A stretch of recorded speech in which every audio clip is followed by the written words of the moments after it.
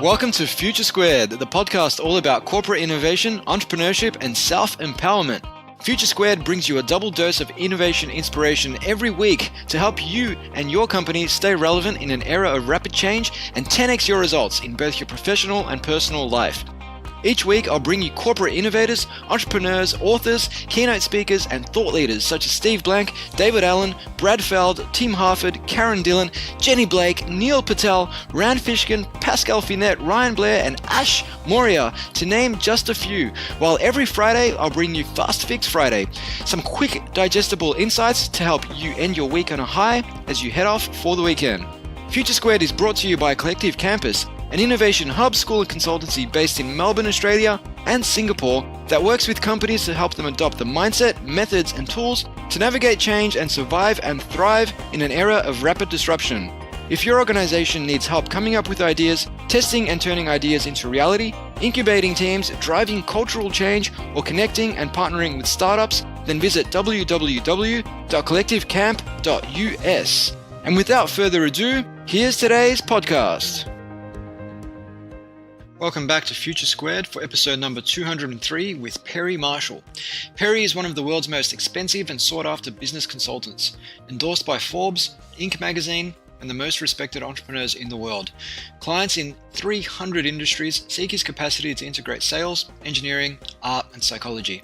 He founded the $5 million Evolution 2.0 prize, staffed by judges from Harvard, Oxford, and MIT. The prize aims to solve one of the leading mysteries in science. His Google AdWords books laid the foundations for the $100 billion pay-per-click industry. Techniques he pioneered are best practices today. More recently, he's turned 80-20 into a verb. 80-20 is not just a fact about your business, it's an action you take on your business, he says. His works include the world's most popular book on web advertising, The Ultimate Guide to Google AdWords, 80-20 Sales and Marketing, The Ultimate Guide to Facebook Advertising, and The Ultimate Guide to Local Business Marketing. These are textbooks at a number of universities. He wrote Industrial Ethernet, and his book Evolution 2.0, Breaking the Deadlock Between Darwin and Design, applies his digital expertise to science's most debated question. I started off with every intention of exploring Perry's books on Facebook and Google advertising, but we quickly went off on a number of otherwise rewarding tangents, as you'll discover. We explored the blurring of the lines between sales and marketing, why a little bit better or a little bit cheaper is a fatal combination, the number one question that we as human beings should be asking, how startups often try to scale prematurely before finding product market fit, and how to unlock the different emotional hooks and motivations for buying. You'll learn that and much more in today's conversation with the one and only Perry Marshall. Welcome to the show, Perry. Glad to be on. It's an honor to have a little bit of your time. Yeah, it's an absolute pleasure to have you on the show.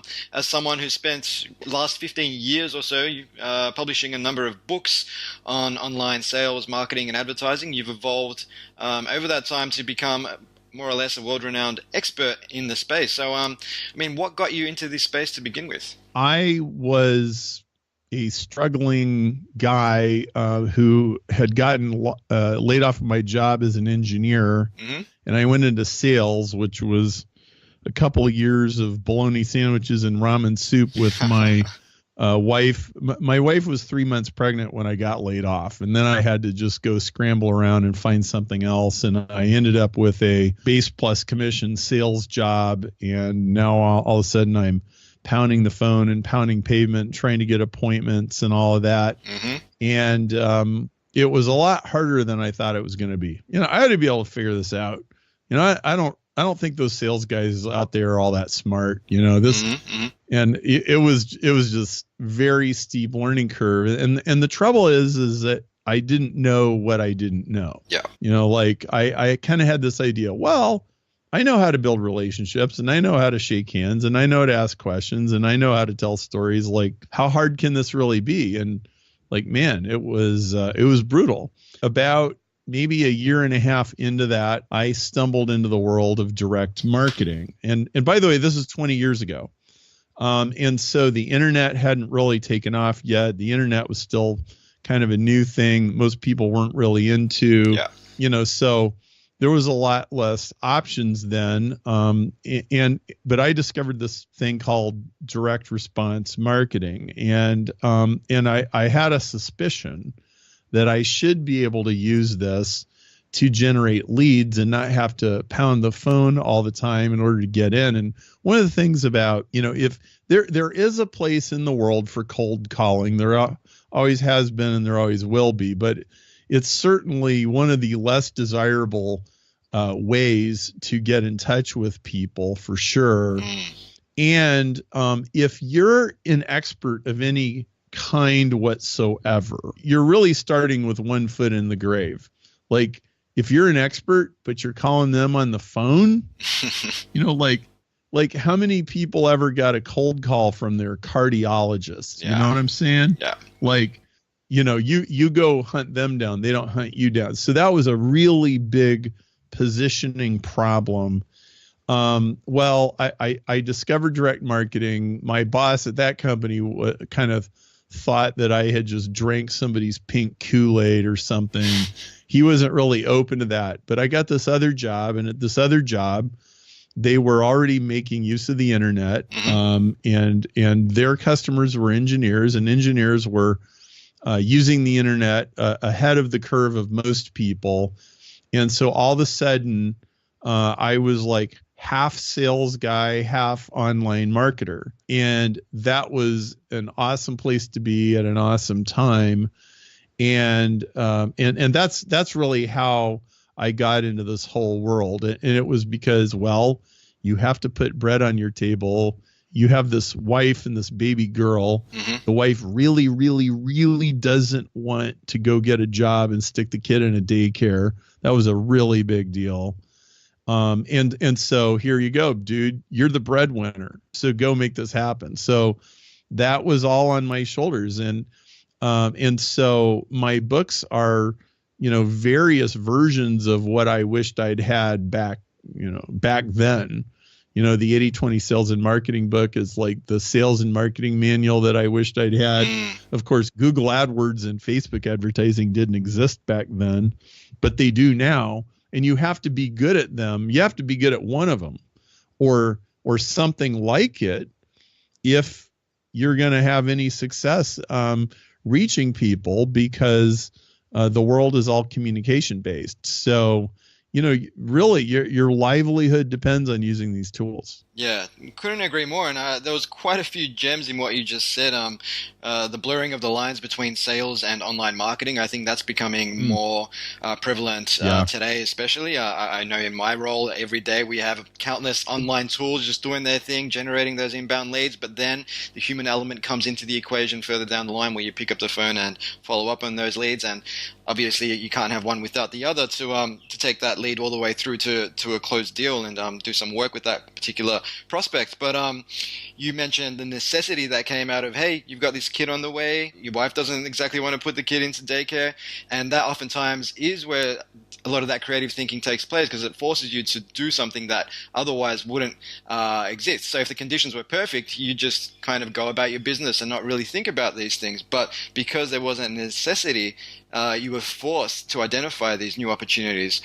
A topic we discussed last night. So we hosted a panel last night on property tech, and it was focused on early stage startups. And what came up was doing B2B deals can take time. Sales cycles could be anywhere from 3 months to 12 months. So how do you offset that, right? Well, you offset that by keeping your pipeline as deep as possible. How do you get a really deep pipeline? It's not just making calls, right? It's a lot of this inbound lead generation that we're talking about today. Absolutely. And by the way, most of what I sold in my technical sales career, the buying cycle was anywhere from 3 to 18 months. Wow. Yep. And there was quite a few things where the real orders in volume wouldn't start in earnest for as much as 2 years, right? Like they're designing a product, they're putting it into production, then they're going to ramp up production. And only after they've done that are the real numbers going to come, right? So not only are you doing this missionary work to sell a new technology, but then you have to wait a couple of years before, the money starts rolling in. And so I totally get that. And let me just take a little jag here and talk about, if you're in B2B sales, one of the most valuable and useful things that I have found to help that that long buying cycle, engage better in the beginning, is something that I call a discovery contract. And I learned this from my colleague and mentor, John Paul Mendocha. A discovery contract is when you charge to do quotes. This is really kind of a contrarian way of doing things, but basically what you say to the customer is, well, we don't do quotes, we do discoveries. So, you're selling this $187,000, software project, let's say. Yeah. And so, they're out there quoting 5 vendors, and they want you to take a look at the project and quote it and all that. And what you say is, well, we don't do free quotes because there's so many landmines. We don't want to miss anything. What we do is we charge for something like that. It might be $10,000 or $20,000. But you say, what we'll do is a study, and the study is going to cost you 10 grand, and the study is going to show you where all the bones are buried. And if you buy from us, you can apply the 10 grand towards the purchase price. And if you don't buy from us, then it's going to help you with every single other vendor, because we are going to find problems that they didn't find, because we're going to go and we're going to dig into your systems, and we're going to look at your process, and we're going to figure out where the landmines are, and you're going to know. And so this is all kind of interconnected together. This isn't just some loosely concocted haphazard thing. But what you want to be able to say is, we guarantee our work. We guarantee that if it's $187,000 and it's going to be done in 10 weeks, that it really is $187K and it really is done in 10 weeks. And we actually have guarantees with teeth. So if we get done 2 weeks ahead of time, well, we actually get a bonus from you for beating the deadline. If we're late, we actually pay a penalty. So we have skin in the game. And in order to ensure that we can make those guarantees and hit all those milestones, we do an in-depth study. And usually we find out that what everybody thought was the problem isn't really the real problem. And maybe we can solve the problem for less money, or maybe the problem's worse than you thought it was, and you might as well find out now, not later. So that's how we work.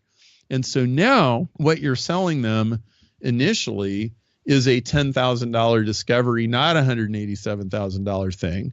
It's easier to sell a $10,000 thing. And if they write you the $10,000 check, the likelihood of them writing you another check goes way up. So first of all, it puts you in their system. It makes you and their people and your people all familiar with each other, because you probably go spend 3 weeks or 4 weeks doing this. And it also proves that they're actually spending money on stuff. A lot of times they'll have 5 vendors quote it, but they have no intention of giving the business to 4 of them. Everybody else is just helping justify an existing purpose. Well, if that's all they're trying to do, they will very rarely write you a $10,000 check, right? So it's skin in the game for them. And John Mendocha, who taught me this, he's done this everything from real estate to selling defense equipment to the South Korean government. Okay. So this huge range of stuff. And he says that 70% of the discoveries that he's done ended up with the customer doing more business with them and doing the full project. Wow. Now, a 70% close rate on big projects that are, typically 6 figures and up, that's pretty good. Yeah. Wow. And so, this is a pretty interesting thing to kind of juxtapose with Google AdWords or Facebook or whatever. To see this totally changes your selling proposition from the word go, because you can say, everybody else does these, time plus materials kind of projects, but we actually guarantee things. I have a late friend. He's not around anymore. His name is Tom Hubyar, and he started a company in the pharmaceutical industry. They sold tank valves for bioactive medicines. Mm-hmm. And so this is a situation where the equipment had to be absolutely perfectly sterile. Like there couldn't be a single bacteria, like super critical medical applications. Yeah. And he's selling a $4,000 tank valve, and he made a guarantee. The guarantee was if our valve is broken or late, or if it's not sterile, or, there's this whole list of things. If any of those things go wrong with our product, we will not only replace the product with a competitive product, we will have, the right union welders, electricians, whoever, go in and install the competitor's product in the place of our product and make sure that it works for you. Like, that's our guarantee. And so, in other words, if he ever had to make good on this guarantee, which he did from time to time, he would be spending $40,000, even though the customer initially only spent $4,000. In 15 years, he went from 0 to 90% market share in that market. And this is one of the most conservative industries that you've ever seen in your life. This is like, if the valve's not sterile, somebody in a hospital dies somewhere. Yeah. So nobody is going to switch vendors on a tank valve just because somebody has a better song and dance, if you know what I mean. Yeah, of course.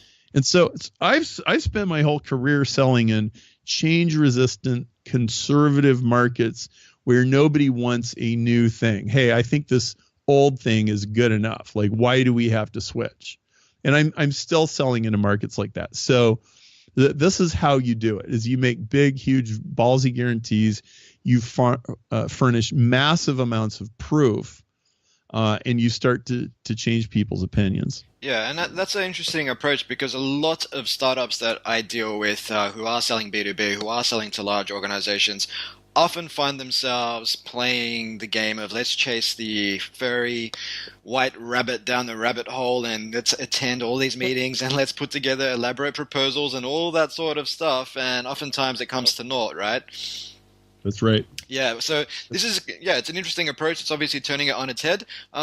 And I mean, in the cases you provided, it sounds like something that definitely works, obviously notwithstanding the people you've spoken of, their respective sales skills and the product market fit that those products have. But I mean, is there any risk of missing out on deals where, say, it's a government procurement contract and they need to get, say, 2 to 3 quotes from different vendors, and they haven't got a preference yet, like they haven't got a pre-existing relationship, they're not just going through the motions? I mean, what are your thoughts on those particular situations? Well, one time John sold a government organization a discovery for $1. Okay, Makes sense. Like, for whatever the situation is, he knew that he wasn't going to get 10%, but if he sold him a contract for $1, it meant that the purchasing agents and the contracts people and the engineering managers and everybody else still had to sign off on it, and they still had to cooperate with the discovery process, and they still had to let their people come in there with their magnifying glasses and microscopes and whatever else and their electrical probes, and figure out, like, what do we actually have here? And what you will find is that most of the time, customers don't actually know what they need. So sure, there's exceptions. Sure, there are times when the customer knows exactly what they need and they're really smart and they have it all figured out. That is true. But, whether you're talking about defense contracts and you're building F-18 fighter jets, or if you're just like a consultant selling Facebook advertising, what the customer tells you they need, the majority of the time it isn't actually what they need. And you actually have to, like, kind of go back to the drawing board and say, okay, so what's the real objective here? Oh, well, the real objective is this, and then there's all these assumptions that got baked in. And so if you're the person that can ask those questions, you have a very significant advantage over the person who just follows the specification. Yeah, and what you mentioned there about the purported problem oftentimes not being the problem at all resonates with something that I came across recently with the Department of Defense undergoing some work with the entrepreneurship students at Stanford University. And so they had 8 government sponsors who provided 8 separate problems, and they were allocated to 8 different teams at Stanford University. And what happened after a little bit of discovery, a little bit of exploration, a few weeks later the students came back and they found that in 7 of the 8 cases the problem wasn't actually the problem at all, and the sponsor in every case agreed. And this is something that happens across every industry, happens with startups, happens with large corporates especially, where I think the stat is about 70% of IT projects fail. And sometimes it's not because they've misidentified the problem, but usually it's because we have outsourced accountability and we have too many people on the bus and we have over complexity and all that other stuff that comes with developing products, and not really doubling down on where is the core problem and what is the minimum solution we need to actually put to market to create the value. But that's going off on a tangent. And what you mentioned there, I really like that. And it's something that came up on last night's panel, which was, hey, if you're a small startup, how do you get through the door with a large organization? Do your first gig for free. Even if it's a small gig, it's going to get you through the door. It's going to help you develop those relationships. And it actually reminds me of a quote by Woody Allen, which is, the most expensive sex is free. Because you're going to be out there, you're going to be dating this person, you're going to be developing the relationship, you've got to be there when they have a tough day, all that sort of stuff. And in the case where you do that gig for $1 for a government agency or department, hey, you're going to be in there spending time with people. They've got to have to spend time with you, make you, give you access to the right people, the right documentation, everything else, and then over time that relationship develops. Hey, it only cost them $1, but who are they going to turn to in the event that they need to do subsequent work in that particular field where you happen to be an expert? And remember that if you're the person who redefined the problem and the question in the first place, then you suddenly moved into the lead, and both the customers and the vendors are following you. So reframe the question. If you walk into a sales situation and you start with the assumption of, yes, I'm going to listen, and yes, I'm going to ask questions, and yes, I'm going to use my 2 ears more than my one mouth. Yes, of course, I'm going to do all that. But I'm also going to assume that the real question isn't the question. The real question is something else. And then I'm going to ask him the question, and the person who is asking those questions is really the person in the lead. Yes. You then take charge. That's what leaders do. Leaders ask questions. So this is really what I've done all through my career. So when Google AdWords was like red hot about 10 years ago, and everybody was on the Google AdWords bandwagon, I would do these 4-man intensives, and I still do these, where people come and they spend 2 days. So 4 people, 2 days, super intensive workshop. Everybody gets a half day to just exclusively focus on their business. We solve all kinds of problems. And so when Google AdWords was hot, usually like 2/3 or 3/4 of the people in the room were there because of Google AdWords. And what they would always assume was that, hey man, we're gonna trick out my Google AdWords account like a sports car, man. Like, we're gonna cut a big hole in the hood, and we're gonna put a big air charger on that thing, and and mag wheels, and yeah, we did that. But I would always ask him all these other questions. Like, there was this one guy, his name is Michael Strickland. He's really a long time good customer of mine. He got into the business of shipping cars. Like, you want to ship your car from Boston to St. Louis, and you want a truck to come and pick it up, then he's sold that service. And well, that was a very brutally competitive, commoditized thing. But he was ahead of the curve on Google AdWords, and he was doing a better than average job with that. And so he thought that we were going to do Google AdWords because he thought that's what the question was, right? It's like, yeah, and of course I'm happy to do that. But I said to him, well, Michael, why should I buy from your car shipping company instead of every other car shipping company in the whole entire country? And he's like, and he didn't have like a really great answer for it.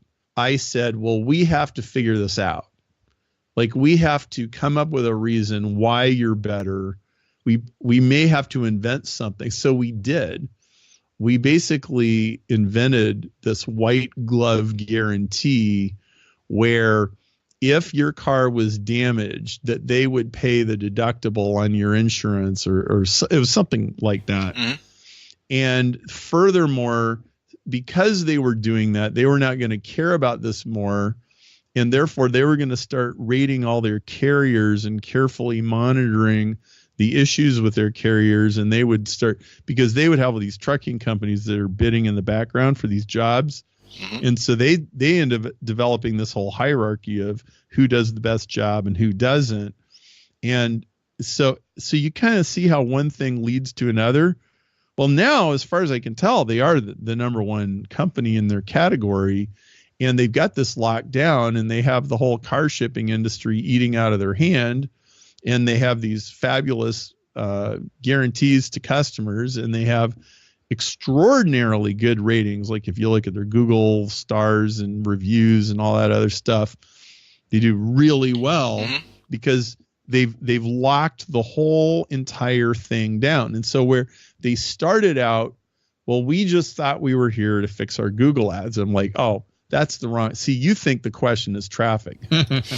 No, that's not the question. Okay. The question is, what is your unique selling proposition, and how do we make you so clearly superior to everybody else that everybody else with a truck and a Google AdWords account is like, well, so what, man?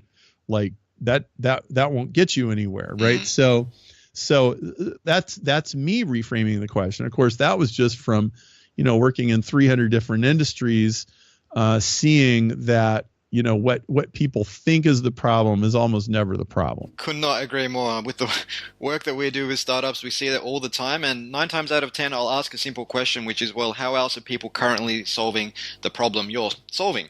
And they'll say, well, there's about 10, 15, 20 other companies doing a very similar thing. And I'll say, well, how are you different? What's your unique value proposition? And oftentimes what they say is not all that compelling. It's just, well, we're a little bit cheaper, or we're a little bit better, or we've got this feature, and it's like, well, is that really enough to get people to change their habits, to switch to something which may not be as good? I mean, you're dealing with people's anxieties. I mean, I know myself, I've been wanting to get a Google Pixel phone for about a year now, but I'm scared of leaving Apple because what if it's not as good? What about all my contacts and synchronizing all my devices across the board? Like, you always have that. You're always contending with that whenever trying to get people to make purchasing decisions away from what they're used to.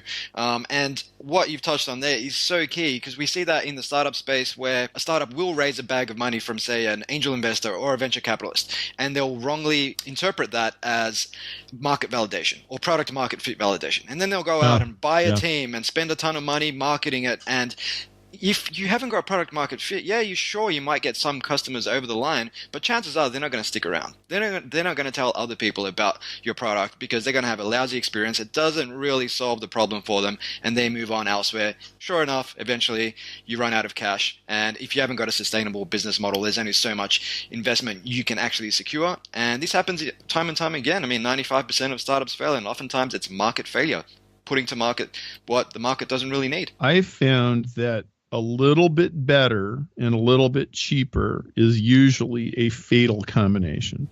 It's what most people think they're supposed to do. But first off, it's usually really difficult to do, and it usually means you're answering the wrong question, right? Yeah. And it usually means you're essentially the same as everybody else. You just think you have more passion or more mojo or more something, when in fact you actually don't. Right. And so I frame it one of two ways. Either these are both variations on 80-20, either 500% better at 120% of the price, or 80% as good at 20% of the price, which are completely opposite approaches. Okay. So 500% better at 120% of the price, that's actually an iPad compared to a PC, right? So, and 500% better, I specifically mean 500% easier to use, because who uses iPads the most? Probably kids. Like when my daughter was 2.5 years old, you put her on a plane with a set of headphones and like, here, just leave everybody alone for 2.5 hours, right? until we land, right?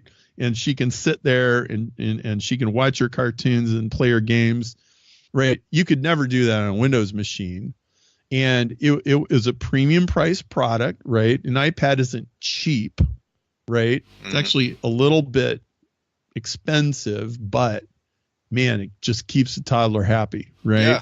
Yeah. Or 80% is good for 20% of the money. Well, that's what McDonald's was. Yeah. Compared to a traditional, a restaurant or something back in the 1950s. It was the food was like almost as good, and the fries were really good, right? I'm sure nobody would say that the hamburger was really like the best hamburger in town by any means, right? But it was decent, but it was really cheap and it was really fast. And like this is the kind of thing that you should be doing if you're going to go raise money, if you even have any chance. Yeah, and what you've just said there, Perry, really resonates with something. I draw parallels between that and what Clayton Christensen talks about in The Innovator's Dilemma, where he puts forward a case for identifying overserved markets and underserved markets. And in the case you've identified there, where you do 80% good enough, you basically get 80% of the way for 20% of the price effectively. Right. You're tapping into that overserved market. They're happy with a lesser than premium product, but they're wanting to pay less for it. And you look at some of these really budget supermarkets who have high turnover of stock, like your Aldi's of the world. They don't want to go to a self-checkout, nice polished aisle supermarket with all the name brands. They're quite happy with some home brand product where I've got to bring my own carry bag and all that sort of stuff. But hey, I'm paying way less and the product is almost as good.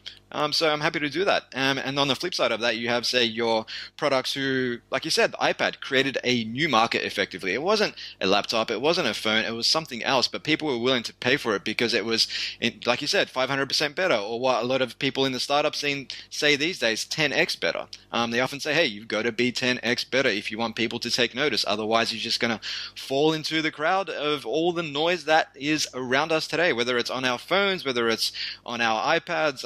We step outside, there's marketing messages and slogans being thrown at us left, right, and center. And, it takes a lot to stand out from the crowd. It does. So I feel like we've been chatting for 40 minutes and we haven't even touched on your new books. Well, new books, I don't know, I'll use that term loosely, but on the new editions of your books, Perry. So you've just released two a month apart from each other, with the 5th edition of The Ultimate Guide to Google AdWords coming out last month, and the 3rd edition to your Ultimate Guide to Facebook Advertising, How to Access 1 Billion Potential Customers in 10 Minutes, coming out only this week on November the 21st. And they're both sitting inside the top 5 on Amazon in a number of categories. I believe the Facebook book is number 1 on Amazon for social media. So congratulations. Thank you. Very exciting. And there's so much noise and clutter and distraction, and like there's never been anything so overhyped as social media, especially in proportion to the amount of good advice that most people are actually giving people. But then actually social media kind of runs the world. Like the election last year was basically the social media election.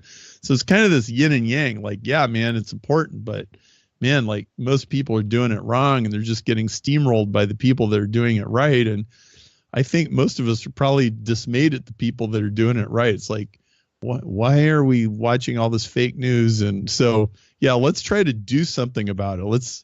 And the people that are listening, well, let's get you doing this stuff right. Yeah, and I know with Facebook in particular, a few years ago when Facebook was still in its embryonic stages, you had an online quiz called Is Facebook for Me, or Is FB for Me, which was effectively there to disqualify people from buying your first book on Facebook advertising, because at the time it wasn't right for everyone, right? But now you say that Facebook has got its act together. Yeah, they do. And we still have that quiz. You can still go to isfbforme.com and you can take a quiz, and it'll give you a pretty good idea of how you should prioritize Facebook versus other media. But the thing that Facebook has done, like they really invented this thing called the lookalike audience or the similar audience where you can upload a list of people and Facebook says, okay, I'll give you more people just like these people. It's really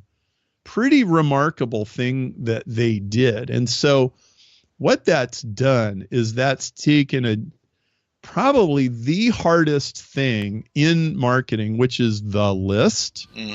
And it's kind of factored that out. Like, okay, so we have the list part figured out. So if you can get the message, the conversions, the sales funnel, all of that right, then this could actually be fairly easy. So that's what Facebook has done. And so now it's the creative and the offer that becomes all important. And now what this has done is this has sort of taken a job away from people who could do this kind of passably decent job of making the list work, but then they might not have been very good at messaging or not have been very good at offers. And now those are the people that have now been caught naked, when the tide goes out.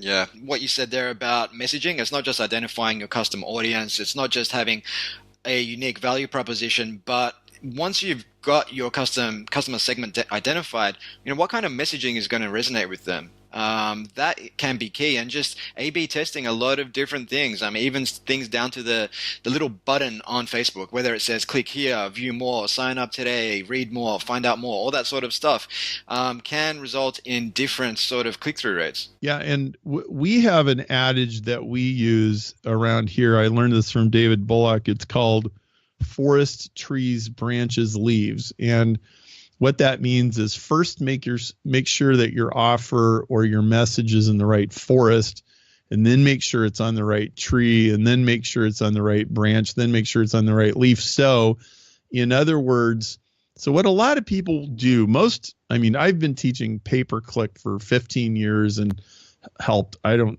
know how many hundreds of thousands of people learn how to do this in one way or another. And so what most people do is they'll write like 5 different ads, and one of them will do pretty well, and the other ones they go kaput. And so they grab onto the one good ad, and then they start tweaking. It's like, well, do we spell out the number 9 or do we just use the number 9? And, do we put a comma or apostrophe there? And do we capitalize this thing or that thing? And do we use cheap or free? Or do we do 50% off or buy one, get one free? And they'll keep testing all these little things, which is all fine, but they're already stuck on one tree. Yeah. Right? Everything they're doing is really just one tree in the forest. Like, well, what would it mean? So like if we were going to go half a mile west and 1 mile north and go to that tree, what would that tree be? What would that advertisement be? And if we were going to go 3/4 of a mile east and a half a mile south, what would that tree look like? Now, what that translates into is completely different emotional hooks, completely different motivations for buying, and actually mixing them together. And I don't think most people are really realize about the huge, expansive range of things that you can say. We created a tool called the Swiss Army knife to help people do this, because people have a very hard time doing this naturally. And especially whenever you've been kind of successful with one idea, it just makes it that much harder to jump out of the box that you're in and go try a different idea. And so what we find is if people do the Swiss Army knife approach, as we call it, they'll still bomb out 3/4 of the time, but the 1/4 of the time that it does work, they'll come up with amazingly different approaches. Now, we talk both of the Facebook advertising book and the Google advertising book. They do talk about this a little bit. We have a product on our website that we sell if you want at perrymarshall.com if you want to go further. But I'm telling you, it's creative input into your system and the generation of novelty. That is a major, major key. And you have to test it. So I like testing. Well, it's like this headline versus that. this deck versus that one, this picture versus that one. The pictures are hugely influential. Try a dark picture, try a bright picture, try an angry picture, try a happy picture, try a sad picture. All of these things end up being important, and you just don't know. Like, I've gone to lots of conferences where they do one of these, which ad won, cast your vote, little, dog and pony shows. Yeah. And you know what I usually get on them? I get like 50%. Like 50% on a true false test is like really bad, right? Like, it's hard to get worse than 50%, but even as a very experienced marketer, I do not know what John Q. Public is going to like. Now, I know it might sound good, and I'm probably better at coming up with stuff than the average person. I know I am, but still, like, it's the court of last resort. You do not know what people are going to respond to until you put it in front of them. And the world is changing so fast. Like, it could be even based on just what's in the news that day, as to what else somebody will respond to or not respond to. So you just have to have some humility and, like, I am dumb. I know nothing. I just put all of these completely different things out there, and I test them, and I let the marketplace sort them out. Yeah, definitely having that Socratic thinking and just experimenting, not just across the messaging, but across customer segmentation and a number of other variables that underpin advertising as well as business models. But what becomes evident through our conversation, Perry, is these blurring of the lines between sales and marketing, which is all well and good if you're, say, a 5, 10, 15, even 20-person startup where people tend to speak to each other every day, where you don't necessarily have these departmental lines. But what if you are a larger organization and sales, marketing, and everything else are separate departments and they don't necessarily talk to each other? To effectively run such ads, to generate the leads online, to follow up on those leads and close them, and do you need to, I suppose, have more cross-functional teams where sales and marketing are working side by side? Yeah, and let me just, this actually reminds me of I've got a major project going on right now that's a science project, and I was at Arizona State University talking to a bunch of scientists, and each of these people in the room basically was in a different field, but they were working in the same department, and they have a really good program there. And what I noticed was they all were taking the time and the patience to explain what they were doing to everybody else in the room in plain English. Yeah. As opposed to their, that the lingo of their own little codified discipline, right? And now, whenever you are forced to take whatever you do and reduce it to plain English and explain it to somebody else, there's a real truth serum and sanity check in doing that. And one of the reasons that this doesn't happen in big companies is it takes a lot of extra work. It takes a lot of extra work to explain to the sales manager what you're doing, if you're in customer service or if you're in marketing or if you're in product development or whatever. People have to talk to each other. Also, as a person who owns a virtual company, I actually believe in real physical companies that are brick and mortar where everybody's in one room and can talk to each other. Like, once you become a virtual company, it is very, very hard to unwind that. But virtual companies have very significant communication costs that are not very obvious, that counteract the obvious advantages of being virtual. And so people need to sit down, they need to talk to each other, they need to understand each other, and they need to have beers and burgers with each other. I think this is extremely important. And what a good, savvy advertising copywriter will do is he'll go talk to enough people where he actually understands every department, and his really great next ad is going to come out of those conversations. Yeah, and couldn't agree more in terms of having the team in the same room, because you're going to align their objectives, the cadence of the team. You can have all sorts of charts and Kanban boards and all sorts of stuff on the wall, which is much easier to keep everyone on track, but also that sort of osmotic communication that comes with having people in the same room can be quite powerful over time. But yeah, with the virtual team, I mean, we've got people distributed across a number of different countries, and you do have your online tools like Trello and Asana and everything else, but it is easy for stuff to kind of fall between the cracks online if you're just storing stuff online, particularly when it comes to project management, deliverables, and things of that nature. So it's good to have that balance between the virtual world and the physical world, I've found. But you mentioned there you've been doing some work at Arizona State. Is this in regard to the Evolution 2.0 prize, Perry? Yes. I launched a $5 million technology prize there in August. So tell us about that. This is a passion project, but I find that passion projects bleed into your main work. So like the Swiss Army knife I was talking about, it came right out of evolutionary biology, which is a field that's in massive flux right now. So like what most people think it is and what it actually is are two different things. In fact, just 2 days ago, I was at Oxford University. I was with a physics professor talking to him about this project, and I left his house and he was taking me to the train station. He goes, "Hey, let me show you a couple things," as we on our way to the train station. And so we were still on his same street. Mm-hmm. And he goes, "So this is the house where J.R.R. Tolkien lived. And then this house next to it is where he moved after his books became successful, and then we go a little further down the street and he goes, 'Hey, Erwin Schrödinger, the guy that came up with Schrödinger's cat. Mm-hmm. Yeah, he lived here and his cat was named Milton. He used to, live in the front yard over there, and and I'm like, man, this is high cotton. This is kind of fun. But the reason this is all happening was I put together a prize for what I think is the most fundamental unanswered question in all of science, which is, where does information come from? You have to have digital information for life to exist in the form of DNA. And of course, we've spent the last hour talking about the information age that we live in, right?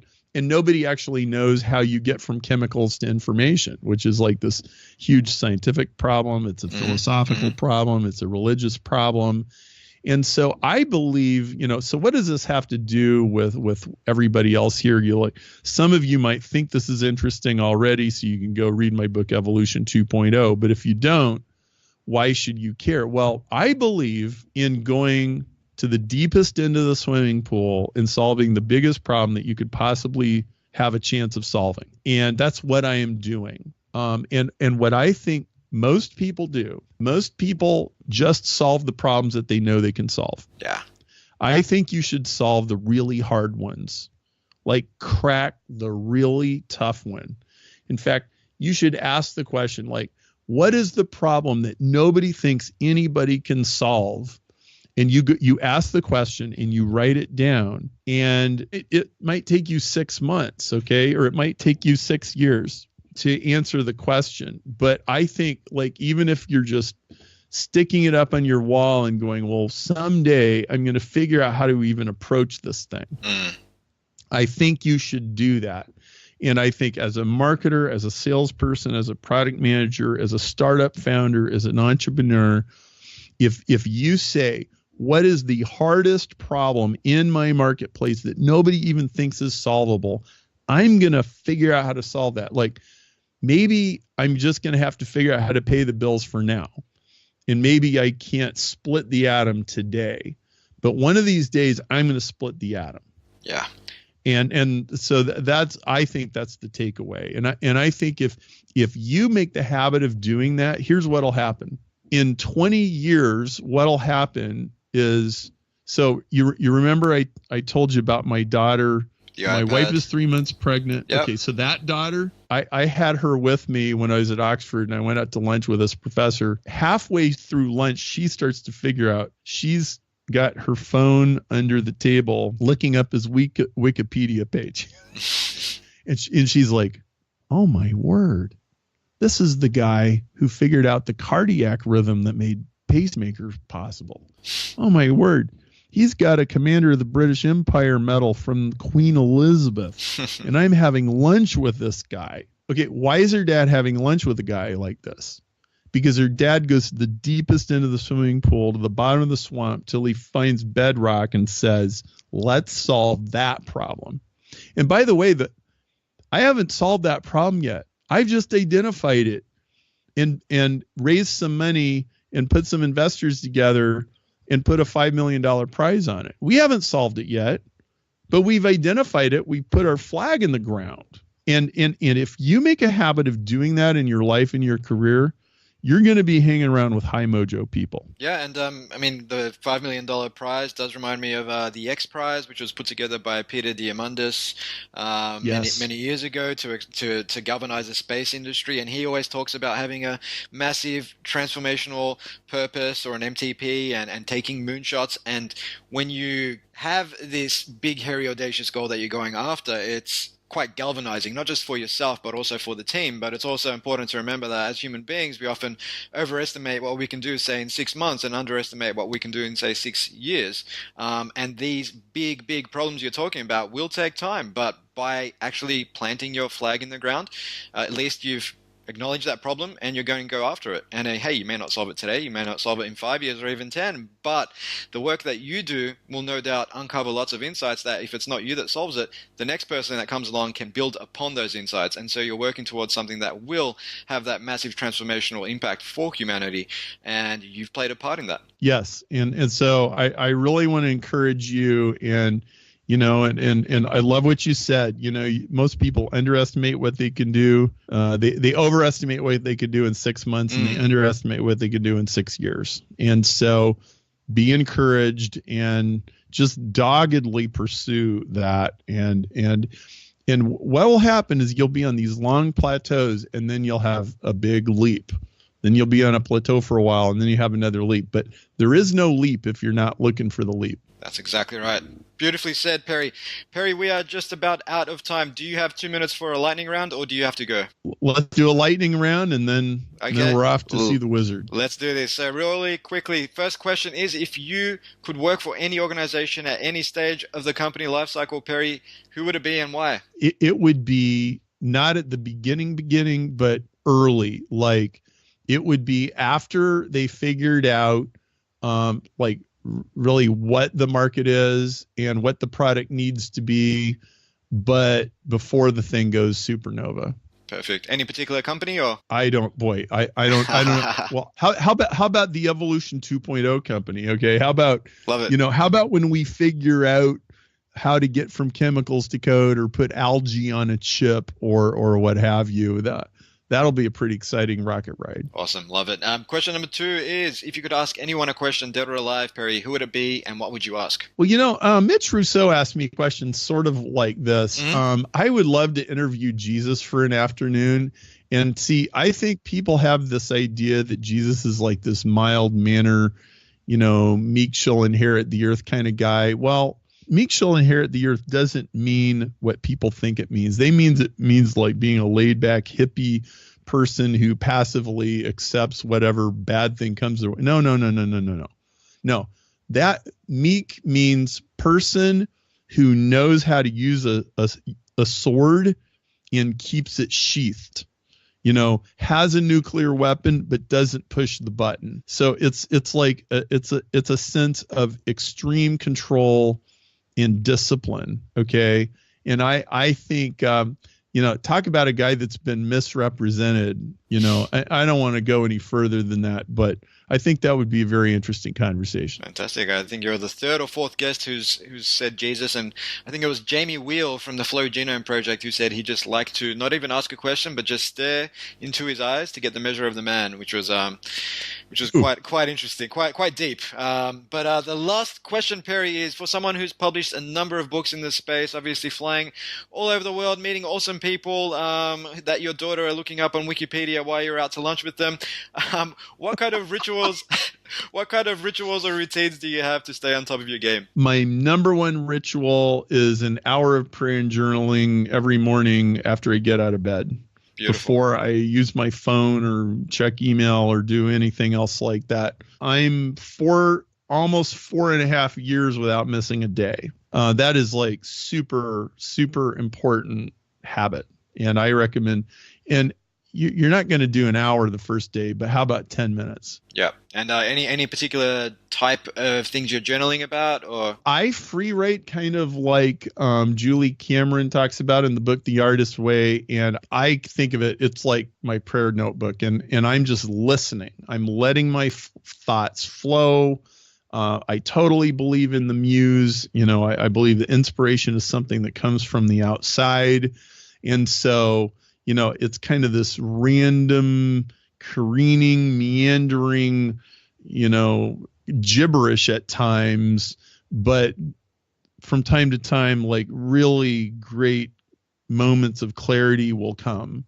And I think more generally, like I think almost everybody, like 99.5% of everybody is too rushed and they're trying to do too many things and they don't have enough space to just think. And that's why I start my day that way. Perfect. Absolutely love it. Well, people can find out more about yourself, Perry, and connect with you online at perrymarshall.com. They can also connect with you on Twitter at perrymarshall and pick up copies of your books. Remember, the 5th edition of the Google book and the 3rd edition of the Facebook advertising book on Amazon.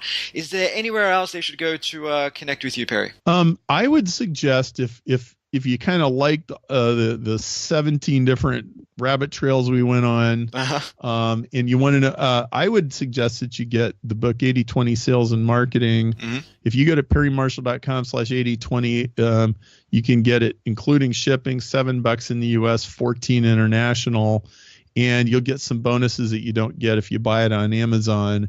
And you can learn a lot by watching how we sell and how we engage with you after you buy that book. I think you'll learn a lot from it. So awesome. perrymarshall.com/80/20. Perfect. Well, we'll add that to the show notes for our listeners. Thanks again for giving up some time to chat today, Perry. Hope you enjoy the rest of your day. Steve, thank you for your great questions. And I love like your kind of like serious startup kind of questions and not just like, hey, I got a card table in my spare bedroom and I got this little business questions. Like, yeah, you're in a deeper end of the swimming pool than a lot of guys. So I salute you for it. And this was a fun conversation. Thank you. No, thank you, Perry. I really appreciate that.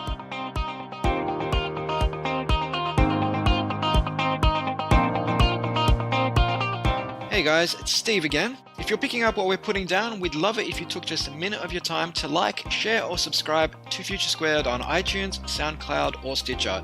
It would mean a hell of a lot to the team here who work effortlessly to bring you thought leaders and experts on topics of corporate innovation, entrepreneurship, and self-improvement on a weekly basis. As always, you can find more resources on innovation, including blogs, books, podcasts, videos, webinars, and tools at www.collectivecamp.us. If you'd like to connect with me on Twitter, you can do so at Steve Glaveski. That's Glaveski. Until next time, keep innovating. Future Squared out.